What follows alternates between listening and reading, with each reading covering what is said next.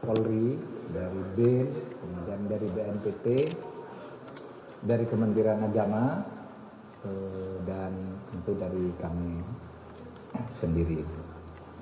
Nah, kami mendengar laporan dari lapangan dari Bapak Gubernur Jawa Barat, lalu kami diskusikan sebentar, kemudian kami menyepakati beberapa langkah yang akan diambil. Untuk itu laporan dari Jawa Barat dulu supaya didengar kalau sebagai pengantar. Silakan Pak. Terima kasih Pak Menko, rekan-rekan media. Hari ini saya hadir memenuhi undangan Pak Menko Polhukam terkait situasi Al Zaitun yang tentu menjadi perhatian publik di nasional.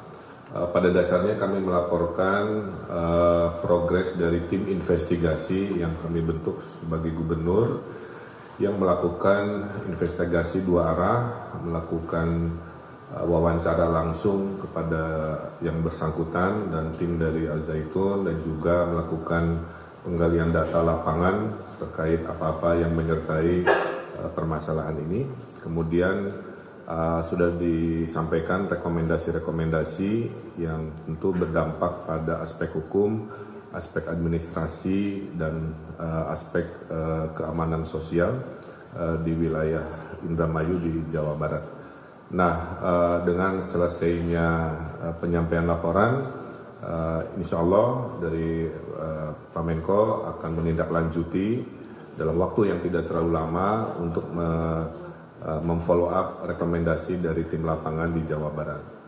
Insya Allah arahnya sesuai dengan harapan masyarakat, tapi tentu dengan kehati-hatian karena menyangkut aspek hukum, administrasi, dan juga sumber daya manusia, anak-anak bangsa yang sedang belajar di sana yang tentunya harus kita pikirkan solusi-solusi yang terbaik terhadap situasi ini. Jadi intinya saya datang ke sini melapor, laporannya sudah diterima. Setelahnya Pak Menko akan menindaklanjuti dalam waktu yang tidak terlalu lama. Saya kira itu, terima kasih. Itulah laporan dari Bapak Ridwan Kamil, Kang Emil, tentang apa yang sudah diinvestigasi, dipelajari dan didalami di lapangan, lalu dilaporkan kepada kami tadi. Akan ada 3 langkah. Pertama, semua laporan baik yang masuk langsung ke Kemenko Polhukam maupun yang disimpulkan oleh timnya Kang Emil di Jawa Barat, ada dugaan kuat telah terjadinya 3 masalah. Pertama, terjadinya tindak pidana. Ya, ada beberapa hal tindak pidana.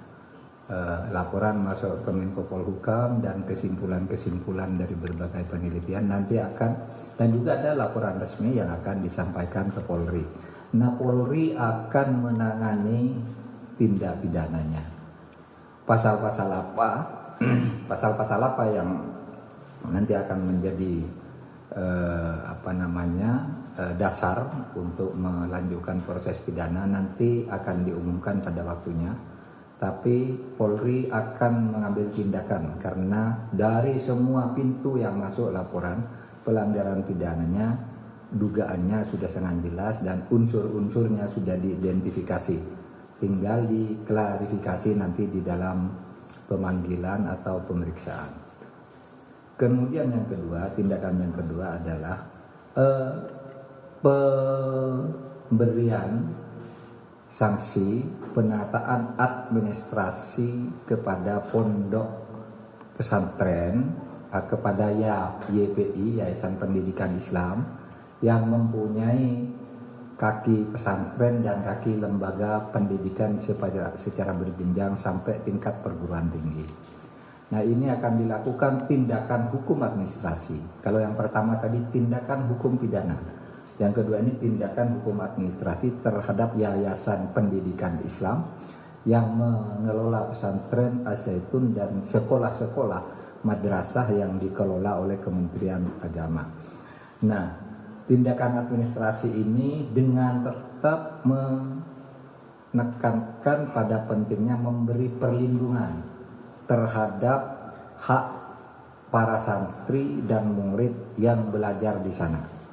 Seumpama dilakukan tindakan hukum, kita akan menyiapkan dulu langkah-langkah agar mereka yang mempunyai hak konstitusional untuk belajar itu tetap berjalan, tetapi pembenahan dan penataan serta pelurusan secara hukum atas penyelenggaraan YPI itu akan kita segera lakukan, ya, tindakan hukum administrasinya.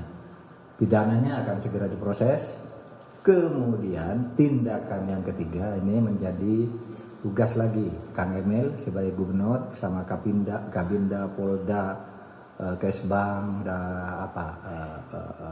TNI dan sebagainya lah di Jawa Barat, yaitu menjaga kondusivitas, ketertiban sosial dan keamanan.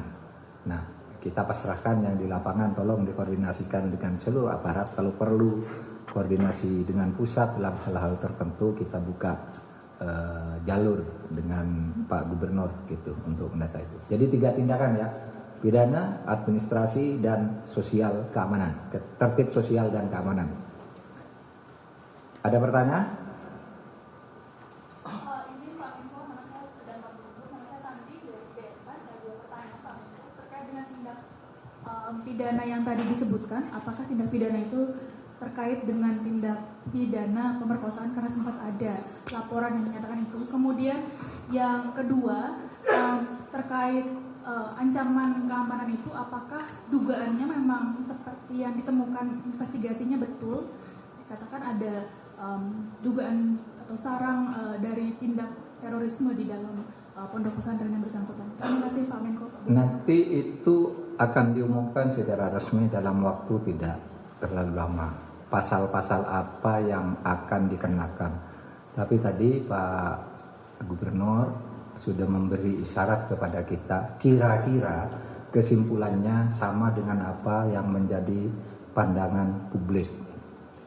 Nah, nanti saudara tafsirkan sendiri pasal-pasal apa yang sudah ada di situ. Saya tidak akan sekarang, karena itu harus lebih hati-hati menyebut pasal-pasal dugaan itu. Ini belum sangkaan ya, baru dugaan. Baru sesudah duga diklarifikasi, baru sangkaan. Sesudah sangkaan baru dakwaan. Sesudah dakwaan tuntutan. Sesudah tuntutan vonis kan gitu. Dengan macam-macamnya gitu. Gitu. Jadi ini masih panjang. Jadi saudara jangan salah. Tindak pidana itu kepada perorangan, ya, kepada pribadi. Kemudian tindakan administratifnya akan dilakukan kepada institusi YPI, ya, dengan penekanan menyelamatkan dan melindungi hak-hak belajar para santri dan murid-murid sekolah yang dikelola oleh YPI. Lalu tindakan ketertiban sosial dan keamanan itu di lapangan, Pak Gubernur yang akan mengkoordinir. Jadi kami sudah berbagi tugas nih. Kementerian Agama untuk urusan hukum administrasinya dikoordinir oleh Pak Deputi 6. Kemudian masalah hukum itu tadi dari Polri bersama BNPT dan Kejaksaan. Kemudian yang ketertiban masyarakat dan keamanannya ada di Pak Gubernur. Jadi jangan dicampur aduk ya.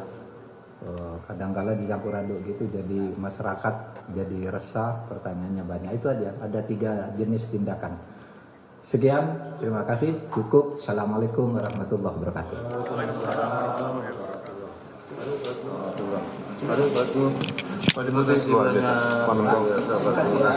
Tenang saya. Terima kasih.